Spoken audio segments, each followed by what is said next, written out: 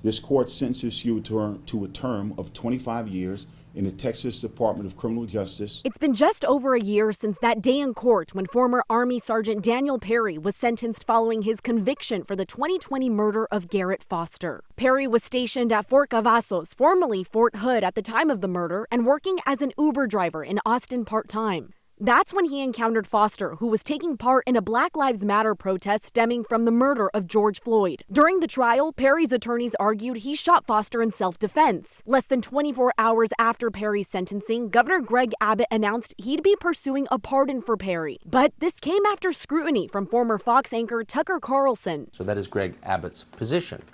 There is no right of self-defense in Texas. Thursday afternoon, Perry walked free from prison after Governor Abbott issued that pardon following a recommendation from the Texas Board of Pardons and Paroles. In a statement, Governor Abbott says, quote, "Texas has one of the strongest stand-your-ground laws of self-defense that cannot be nullified by a jury or a progressive district attorney." Travis County District Attorney Jose Garza responded on Facebook criticizing Abbott and the Board of Pardons. Their actions are contrary to the law and demonstrate that there are two classes of people in this state where some lives matter and some lives do not. Records show pardons aren't particularly common for Governor Greg Abbott. This governor, it should be noted, has been very stingy in his granting of criminal pardons.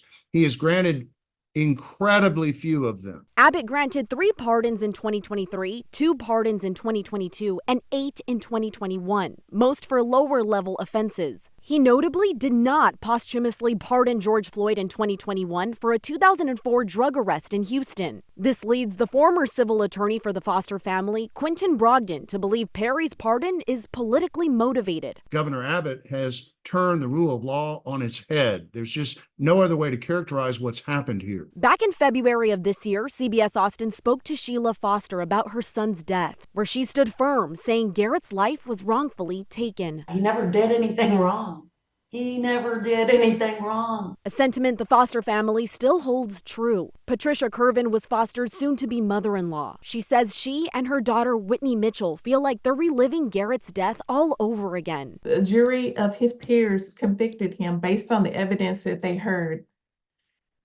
And the Board of Pardons saw that same evidence and chose to ignore it. The civil lawsuit against Perry was dropped because the family believed justice had been served with Perry's conviction. With that now rescinded, they're questioning the integrity of the legal system. The rule of law is only as good as it is enforced in each and every case. And if we make exceptions for political or other purposes, we say it's okay to subvert the rule of law. Why waste the jury's time? Why did we even go to court?